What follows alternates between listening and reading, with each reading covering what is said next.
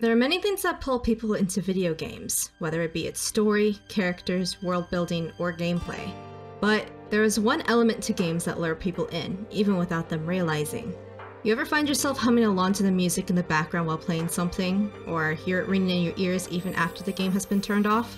These songs are composed in a way to stick with us and evoke emotion within us, whether that be to express a sense of tension during a boss fight, fear while hiding in a corner from a monster, or even flat-out insanity after associating the song with the most frustrating gaming experience of your life. Whatever the situation may be, there's usually some sort of tune to accompany it to set the mood. But what if I told you that there's more to a song than you'd initially think? When a track is first heard in a game, the majority of people probably wouldn't think too much about it. The extent of it would be whether they like or dislike the song in the moment, then shift their focus on playing. But some songs are more than just filling up silence and setting the mood. If you were to take the time to sit and give a game's soundtrack a proper listen, you may be able to discover details that can open your eyes to the bigger picture of a game's narrative. There are many ways a composer is able to accomplish this, whether it be through the usage of leitmotifs, time signatures, instrumental symbolism, and so forth. Techniques like this are not only able to bring a song to life, but weave them directly into the moment they are played and add an extra layer of depth to everything the game stands for. They can tell you unspoken feelings a character holds, or the personal evolution they experience throughout the story, and so much more. The usage of musical storytelling can be seen in many games, but no other game has been able to use it as masterfully as Xenoblade Chronicles 3.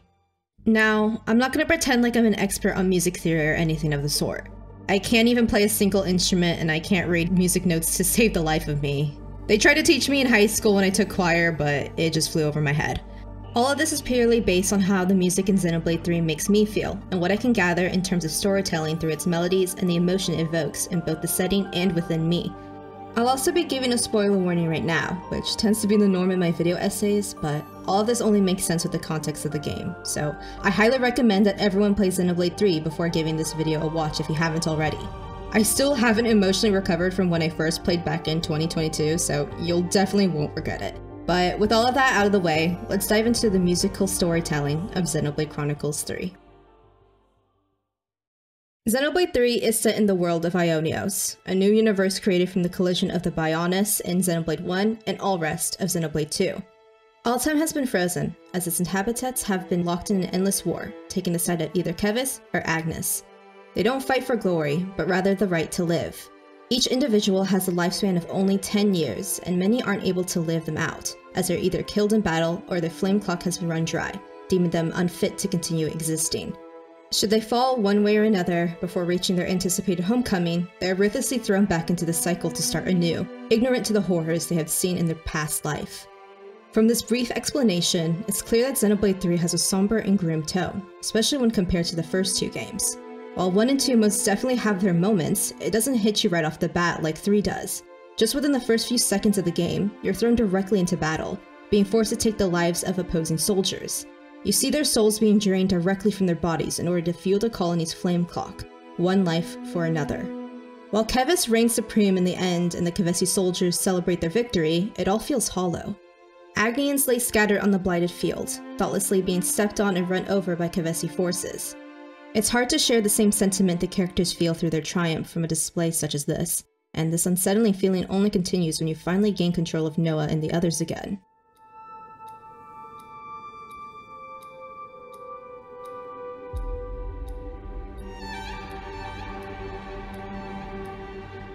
The very first thing you hear as you take your first steps in Everblight Plain is the sound of a clock ticking. As you look off towards the black, lifeless wasteland that's filled with hostile monsters and the wreckage of years and years of war, you are only reminded of the limited time you have. The sense of uneasiness grows even more as the echoing ticking gets mixed in with the haunting melody of violins. It's a far cry from the beginning areas of the first two games. It's nothing like the cozy and welcoming Colony 9, or the bustling and upbeat Argentum. But what makes those two locations feel full of energy and life is its music. And the exact same applies to Everblight Plains, just in the opposite sense. Just like how the sense of time slipping from your fingertips looms over you with the monotonous ticking, the same can be said about the choir that soon joins in. Everblight Plain has seen countless clashes, which is the reason why the land has become so tarnished and beyond repair. Many lives have been lost in this very spot, and chances are they were never put to rest by an opposing Offseer, as most do not share the same kindness Noah holds. Their troubled souls forever haunt the battlefield, which is replicated through the vocalization of the music. It is a chilling chorus of those lost to war and forgotten to time. No matter what angle you look at it from, the music only fills you with dread and anxiety, which is exactly what it's trying to do. The track Yunaza plays illustrates the perfect, or rather imperfect, picture of war. It's fitting music for the first roaming area to introduce you to the world of Ionios, and it isn't the only one that is able to shape the game's narrative and setting through melody. Every game in the Xenoblade series is filled with beautiful and expansive lands to explore, and 3 is no different in that regard. Because Ionios is a combination of the universe of 1 and 2, there's a lot of history scattered across the map, sights that would make veteran players smile or even get a sense of bitterness. This feeling is accentuated through the music that's played in these areas, as there are motifs from previous games that are mixed in with the tracks. Some of them are more obvious than others, like a lace highway with the hidden Machina village motif near the fallen arm.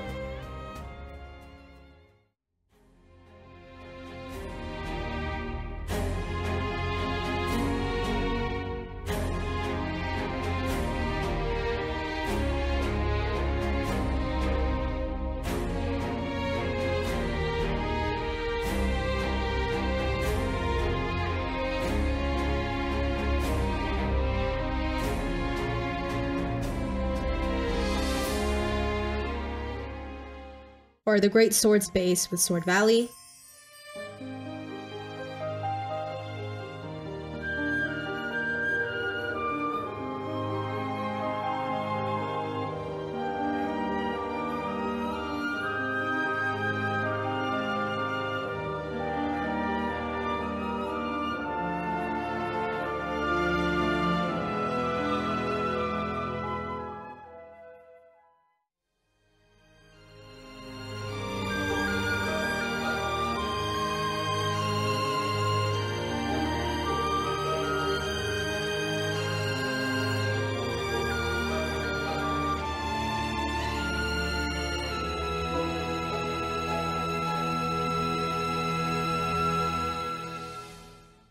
But others are a bit more hidden and take a closer listen to catch, such as Drifting Souls and Cloud Keep.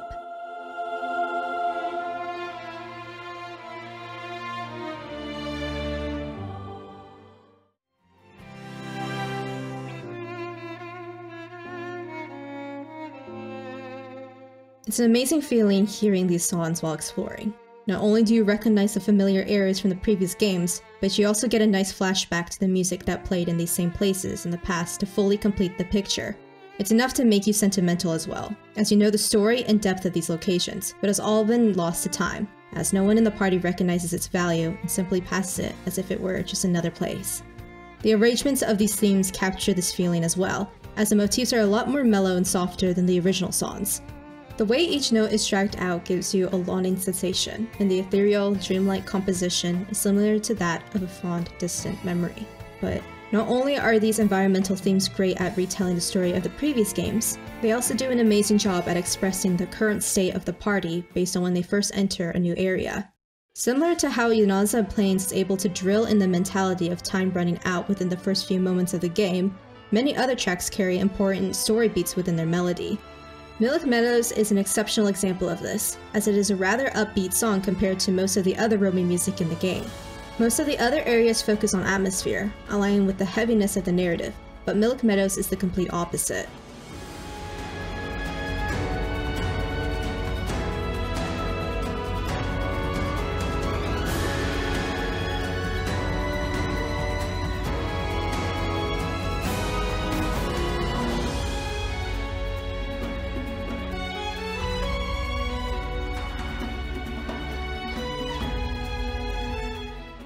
It sounds liberating and motivating, just as its predecessors of Gara Plains and Gormont.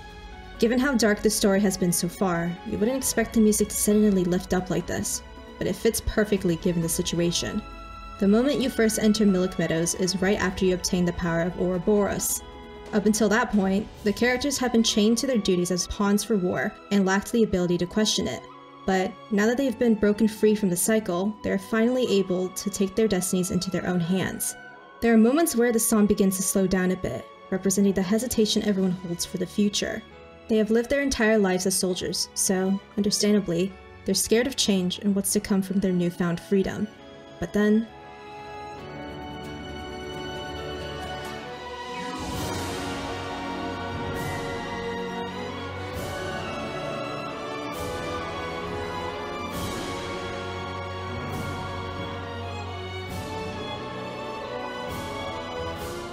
the music begins to swell up and blooms beautifully and proudly. The unknown is terrifying, but it's a road that we all must walk down, and although they don't know it yet, all their efforts will bear fruit for the future and beyond. The night version of this track also does a great job of representing this idea, as the trembling of the violins reflects their fears and uncertainty.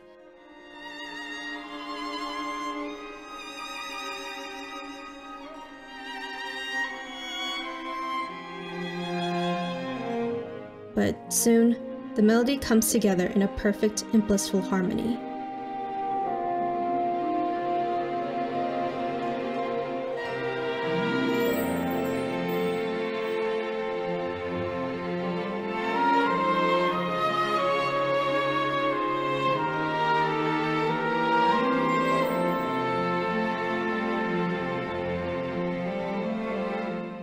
While not a song for exploration, there is a battle theme that perfectly sums up the entire game with just its song, but in order to fully understand it, we need to discuss the main motif Xenoblade 3 uses to represent its protagonist and antagonist, which is the most crucial aspect to 3's soundtrack. There are 4 main motifs that you can hear throughout the entirety of Xenoblade 3's soundtrack. They are the Off-Seer motifs, which are split between Kevis and Agnes, the Ouroboros motif, and the Mobius motif. Each motif tells its own story, but they all work together to paint the beautiful picture that is Xenoblade Chronicles 3. I'll begin with the most technical but important motif of the bunch, the Off-Seer motif. Off-Seers are a special kind of soldier within the armies of Kevis and Agnes. I've spoken a bit about them earlier, but their duty is to put each fallen soldier to rest and give comfort to those who are left behind to grieve by performing the nation's anthem on the flute. While multiple Off-Seers exist in both Kevis and Agnes, the motifs primarily represent Noah and Mio, who are the 2 main leading characters of the game. But before explaining how exactly these motifs reflect Noah and Mio and what they stand for, it's important to give some background on their upbringings as Off-Seers. To begin with Noah, he was first inspired to become an Off-Seer once he saw them performing at a homecoming, though he honed on one in particular. While everyone else was focused on the queen and the soldier being sent off, Noah watched Chris, his future off-scene mentor. Not only was he captivated by his melody, but also the melancholic look in his eye. Noah was always the odd one out, being hesitant on the cruel way Ionios governed itself from the start, but he continued to serve his part as an obedient soldier, until he saw Chris's expression that day. He didn't know why Chris performed with such a heavy heart at such a momentous event, but he wanted to know the hidden truth it held. This was his first official step from breaking free from the endless cycle of the world. After being taken under Chris's wings, he learned the value of the melody an Off-Seer carries with them, how they are able to soothe the pain of loss, despite being surrounded by it. Life isn't something that should be disregarded, but rather cherished and respected, whether it be an ally or an enemy. Alongside all of this, Noah also got to see his first glimpse of true freedom, once he noticed Chris create his own original score for the Kevesi anthem. Now, when I said that the Off-Seer motif is split into 2 for Noah and Mio, there's actually 2 other Off-Scene motifs, in which one is reserved for Chris. Normally, the Kevesi Off-Scene song sounds like this.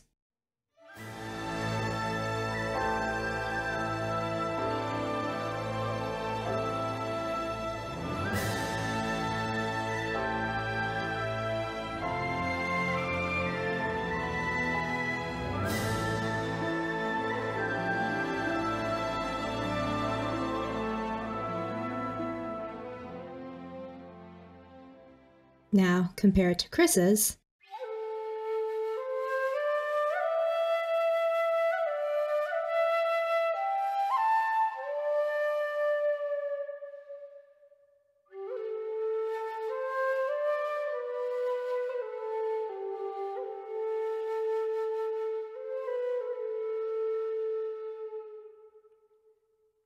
Chris has stylized the Kavesi melody into his own, something that was completely foreign to Noah. Each soldier's only goal in life is to serve their queen and die in her name, but Chris was able to show that Noah has the choice to explore past that limited perspective, that one can and should have the privilege to do whatever their heart desires. All of this brings us to who Noah is today, an understanding and compassionate individual who holds empathy and respect for all, no matter which side they align themselves with. He inherits Chris's melody, his teacher's life and legacy, and carries it with him towards the future he fights for. The act of preserving one's memory is a key component of Noah's story and the game's overall message, so naturally, you can see the same be represented in Mio's. But unlike Noah, Mio didn't start off with the same empathetic worldviews. In fact, she was more similar to the rest of the population, blindly obeying each command given to her as a soldier.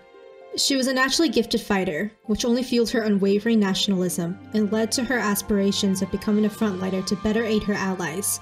But everything came to a halt when she was ordered to become an Aufseher, something she deeply despised due to being forced to stay on the rear of each and every fight and focus her priorities on her musical performance rather than becoming a stronger vessel for Agnes. To further add salt to the injury, she was partnered with Miyabi, a fellow Agnian in her colony that was known for her complete lack of strength and skill. Though she didn't put it against her, Mio couldn't help but be offended at the idea of being paired with someone like Miyabi, and it caused her to resent her work as an Aufseher. However, just like Noah with Chris, Mio's perspective began to shift the more she interacted with Miyabi. In the beginning, despite following her orders as she usually would, Mio played the music without any emotion or drive. She simply learned the melody and played as she was told, not giving much thought as to why she was performing after each battle. This is visible in the way she and Miyabi are only performing Miyabi's version of the Agnian off-scene song.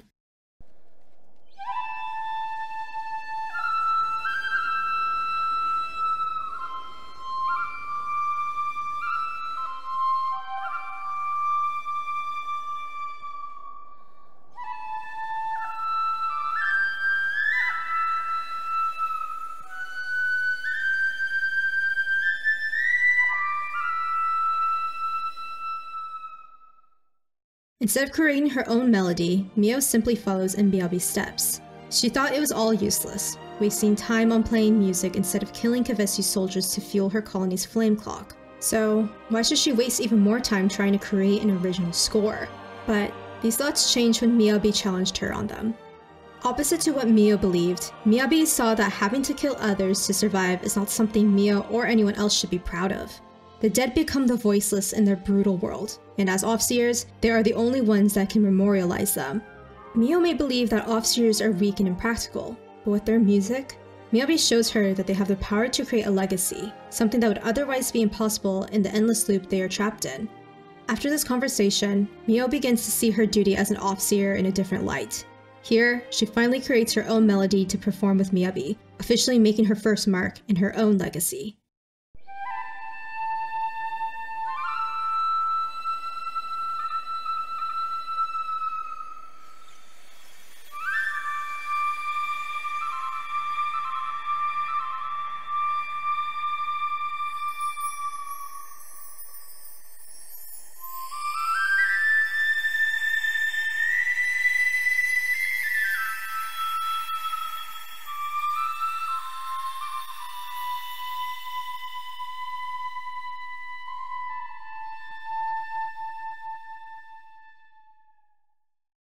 But just like most Nyonios, tragedy would eventually find its way to Mio.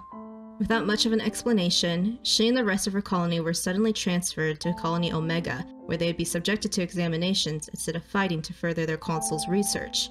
Because of the experiments their consul conducted, an explosion occurred and led to the destruction of the facilities.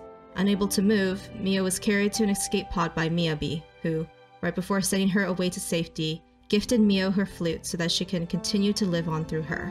This was the final key Mio needed to unlocking her chosen path. Noah and Mia's stories are direct parallels of each other. They both focus on the idea of carrying one's memory long past their passing and into the future. With Noah, he carries on Chris's legacy by inheriting his melody, while Mio inherits Miyabi through her flute, showing that one can be memorialized in both a spiritual and physical sense. Not only that, but their motifs are a reflection of life itself, which is exactly what's portrayed through theirs as well as Chris's and Miyabi's off-scene motifs. When listening to their motifs separately, Chris's song is somber and melancholic, reflecting his views on life in Ionios. What is the purpose of fighting to the death? What does one get from dying on the battlefield for their country, or suffering for 10 long years, just for it to end all the same? Is there happiness within those acts? And is there happiness after it? These are the main ideas that drive Chris's character and the music he plays. He teaches Noah to find his own joys in their limited lives, but what's illustrated within his motif is that he's given up on his own. The world has been trapped in an endless cycle for more than 1,000 years, and Chris doesn't see it changing anytime soon. He can only hope that Noah finds his own way in their cruel world, but as for him, his son is the same as him, a husk of what he used to be. However, Miyabi's, despite being Chris's parallel in Mio's story, is the opposite. Instead of lamenting what could have been, Miyabi's motif expresses her hope for the future. This can be seen with how lighter and freer her melody sounds compared to Chris's, but you can find even further meaning when you're looking into the details of the composition of the song. Within the liner notes made by the composers of the game's soundtrack, Yasunori Mitsuda describes that he purposely wrote Miyabi's theme to be in a 3/4 time signature, as opposed to the 4/4 time signature like the other Off-Seer themes. This not only illustrates the idea that she is seen as an outlier due to her inability to fulfill her role as an acting soldier, but also the three-way connection between her, Mio, and Noah. Miyabi's story revolves around the idea of passing on one's legacy through a physical means, and she does exactly that with her flute. She delivers her feelings onto the future through Mio, which then gets passed on to Noah, where they exchange flutes. This idea is further emphasized in the track Feelings Risen to the Sky, which is played during the cutscene after Mio's homecoming. After seeing Mio depart, Noah loses the will to continue fighting for the future. But his hope is restored when Miyabi's flute is presented before him by Mio, pretending to be M, revealing that she's still alive. The exact moment where he reaches for it is when Miyabi's motif is played.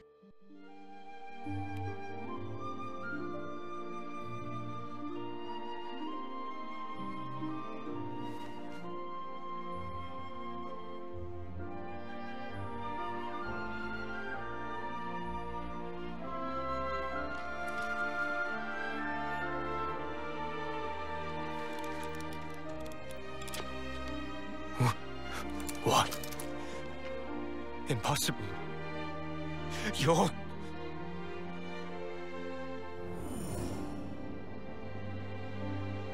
Ouroboros.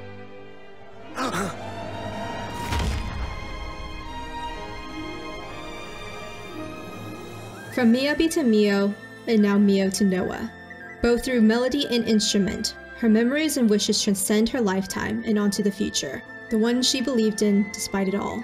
Miyabi's motif, alongside Chris's, are the very foundation of Noah and Mio's. Their freedom and emotion in their music have shaped Noah and Mio into the people they are, and it's even more evident in their own motifs. With Mio, I've already discussed how she was able to create her own melody after finally understanding Miyabi's perspective on life and creating her own. But as for Noah, his unique score doesn't come around until he performs with Mio for the first time. Up until that point, he has been performing the normal Kevesi theme, despite his wishes to make his own composition like Chris. But when he saw Mio step up to send off Guernica, he decided to join her to fuse his song with hers.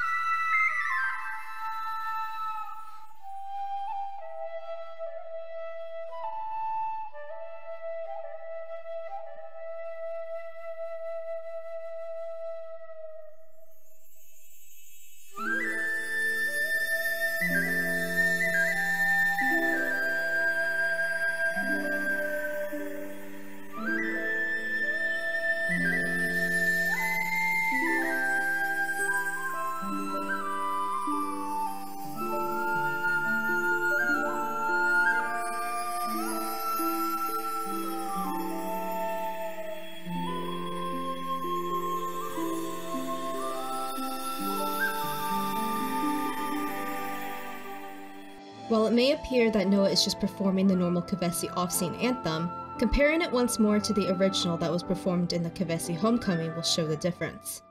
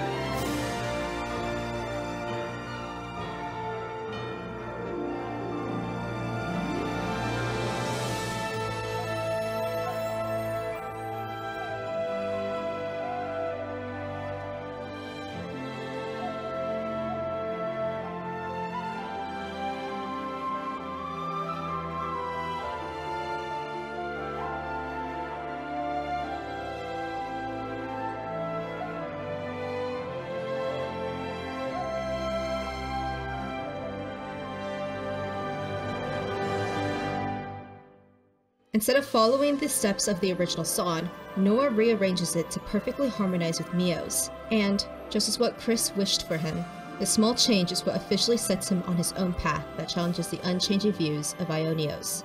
However, it is not a path that he must venture alone. It's been established that Chris's and Miyabi's off-scene songs represent their feelings on life and its value, and the very same applies to Noah and Mio. But the specific harmonization of Noah and Mio's show that they wish and fight for the same future of being liberated. This idea is further strengthened by the fact that Chris's and Miyabi's melodies crash when played at the same time, representing that their ideals are at a difference.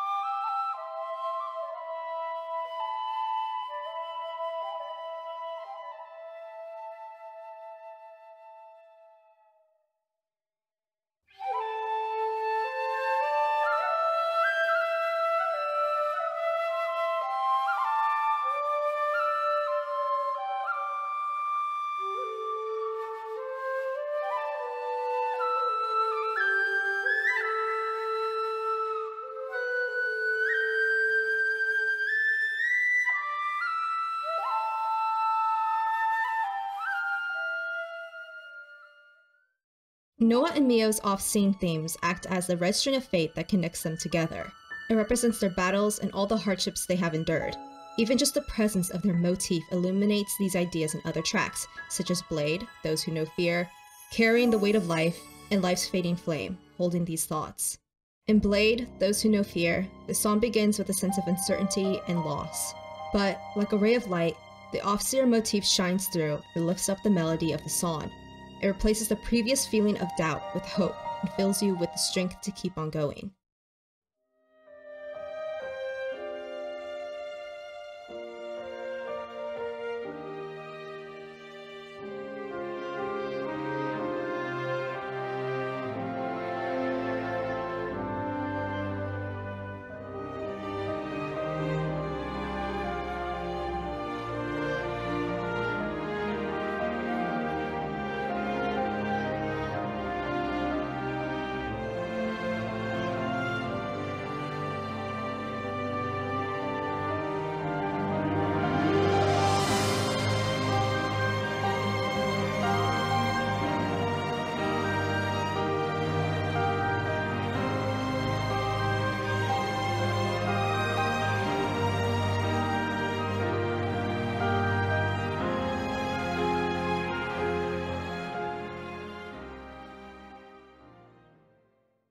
These same feelings can be felt in Carrying the Weight of Life. Playing only a total of 2 times in the entire game, this track feels so powerful when you hear it.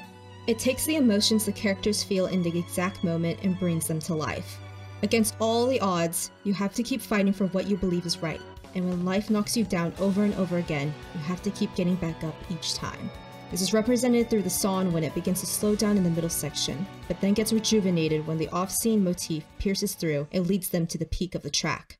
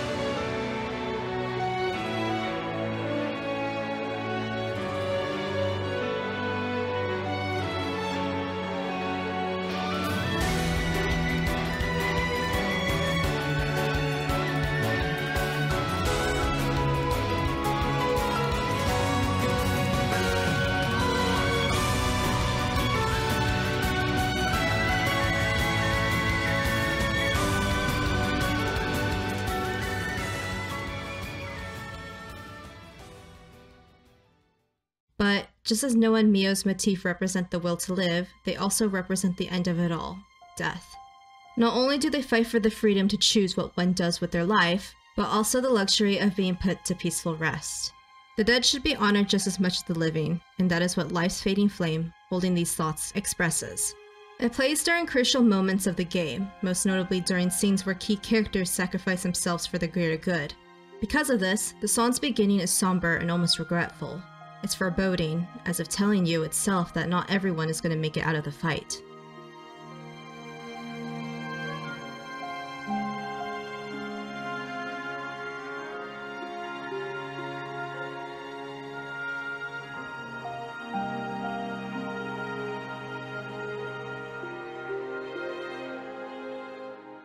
But then, the track strengthens itself with the Offseer motif.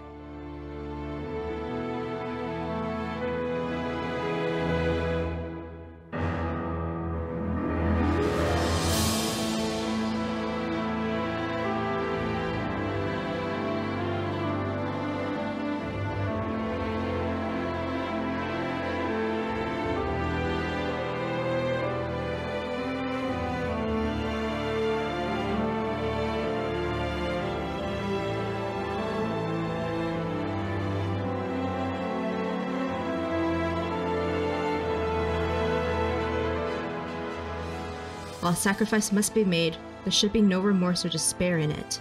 They chose to give up their lives for the greater good, and it's up to those remaining to carry their fight with their heads held high. The Offseer motif is seen throughout the majority of Xenoblade 3's soundtrack and is the essence of life itself.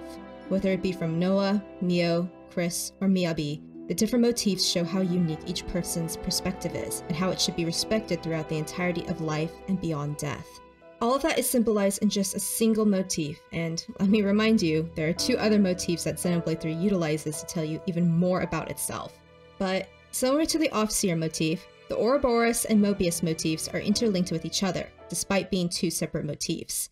As mentioned a bit before, Mobius are the main antagonists of the story and are the ones responsible for the never-ending cycle Ionios is trapped in. Each one, once a soldier in the past, is granted eternal life by following the orders of Z, their leader, and feeding off the flamecocks of the colonies they govern. Despite knowing the pain each soldier endures firsthand, they willingly endorse the cycle of killing and rebirth, just so they alone could escape it. Because of this, the Mobius motif includes a lot of repetition within it. The background beat is a constant loop, and looms over like a shadow, much like Mobius' presence in the story.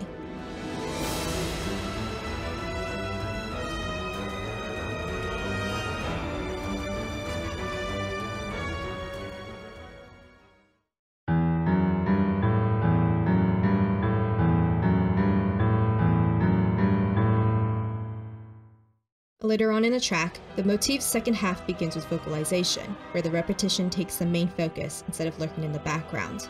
This reflects how Mobius begins to show their true colors once the main cast starts to unravel all their hidden secrets.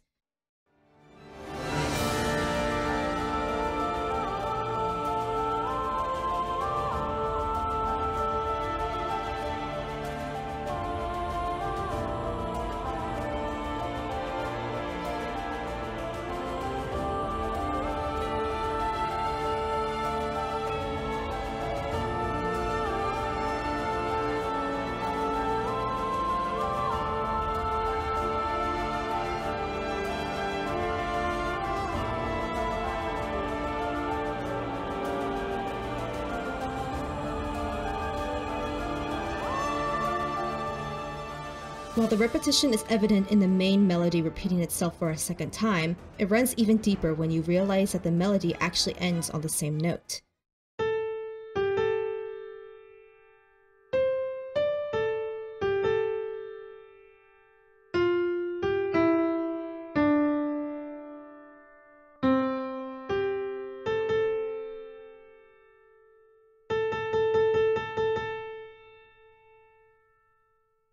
Just like the Endless Now, both Z and the rest of Mobius have crafted for themselves, their motif is full of loops and melodies that remain standard and constant. They fear change, and so their theme stays stagnant, never deviating from the ordinary. This becomes even more apparent when directly compared to the Ouroboros motif. In opposition to Mobius, this theme represents the main cast as a whole, as well as those from the city, people who have broken free from the endless cycle. Ouroboros, both as a symbol and the power itself, stands for evolution, freedom, beginning, and end. Every person is different from the rest, and what they do with their lives should be their choice alone. Because of this, while the Mobius motif is a straightforward melody with lots of repetition, the Ouroboros motif is constantly changing. At first, it appears to be the same as the Mobius motif, sharing the same few notes at the beginning, but then it takes a drastic turn with a melody that's hard to predict.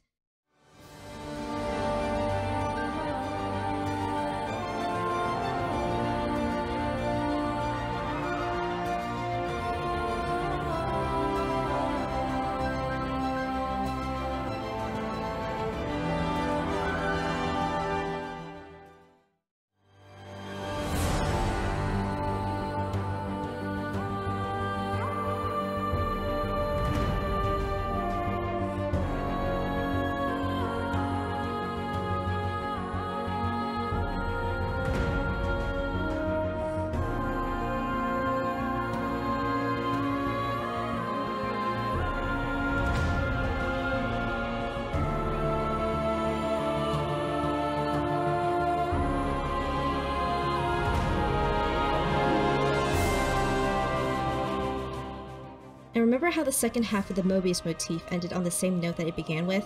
When we do the same thing with the Ouroboros motif, it actually ends on a different note than the one it started with.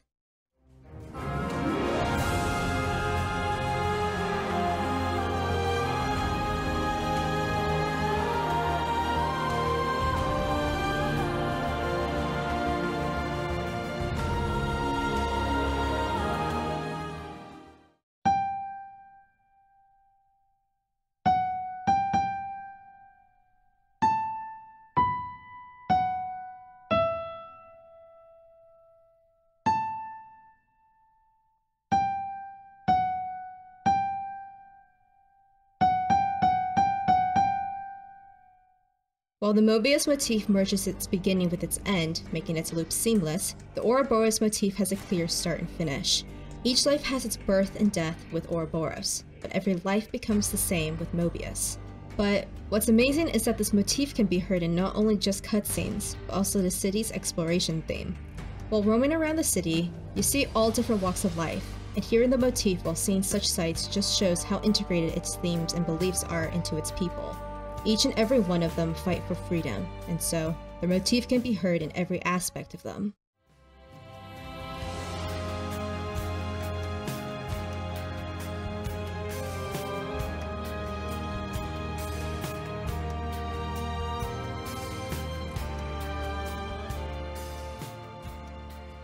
Good versus evil, freedom versus containment, legacy versus longevity. These are the paralleling ideals that the Ouroboros and Mobius motif present to the player. But although the songs are directly intertwined together by these principles, there are also parts of them that are seen within the off-seer motifs. Because Mobius has dictated almost every aspect of their lives, the off-seer motifs contain similar elements, such as short sections of repetition like these 3 flickers that can be seen throughout the song.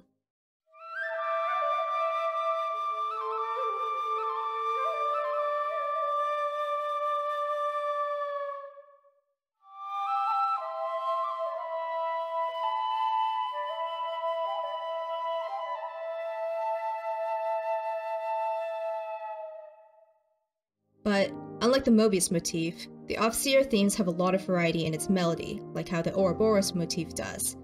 Because the music of an off-seer is supposed to carry the soul of themselves and the people they send off, the melody is full of emotion, as the notes cover a wide range of highs and lows, and you can hear the soft quiver as each one slowly comes to an end, like a lasting memory. Just like how Noah and Mia are in the story, their motifs lie in the middle of Mobius and Ouroboros. While they have gained the power to fight against Mobius, their bodies are still tied down to the limited lifespan. But if you've been listening closely, you may have noticed that Noah's off-scene theme sounds more similar to Mobius and Ouroboros than Mio's.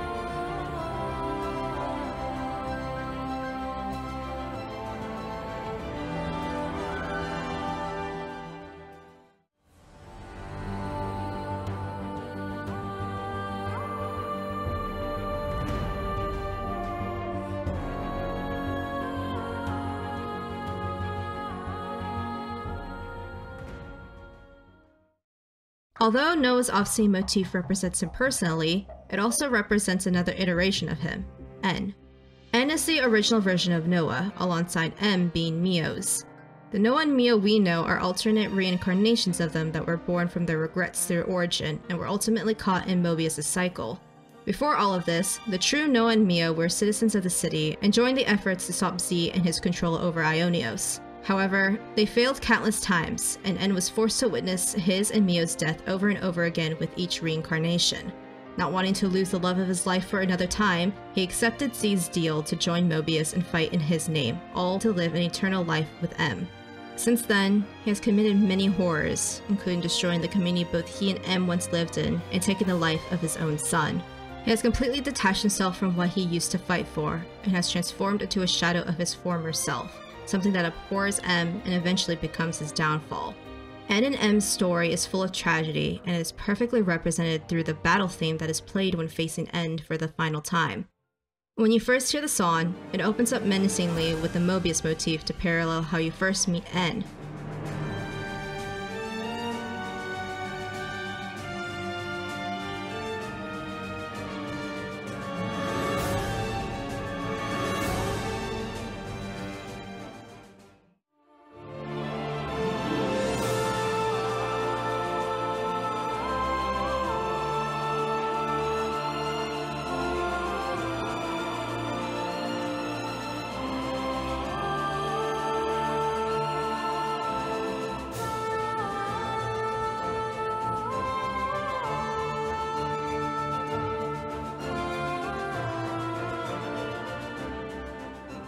Mystery shrouds him, but one thing you know for certain is that he aligns himself with the enemy and must be taken down.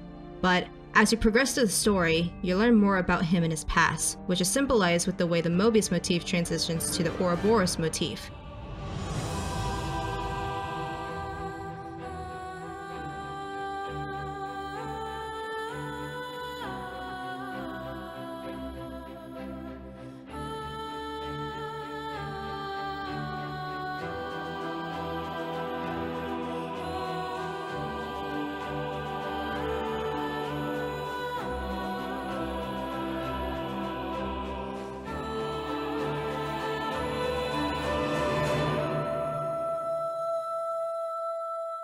This shows his beginning as a lost number, and how he was once the same beacon of hope that Noah and the others have now become.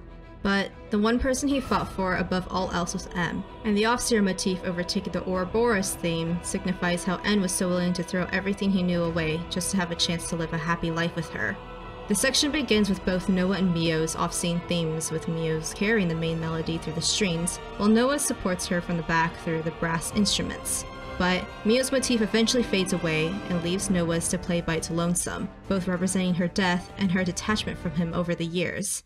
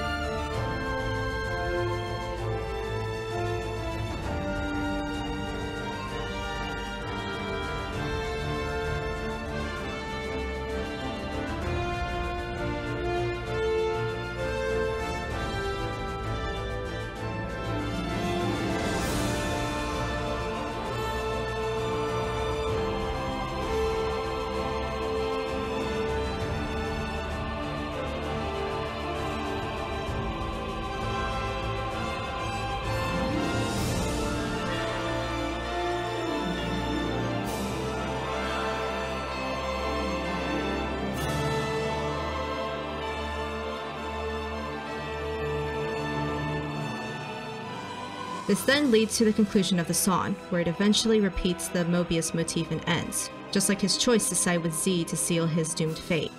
The single song retells the story of Xenoblade 3's most tragic character, and, in a cruel twist of events, the theme loops from this point onward should the battle against him last any longer.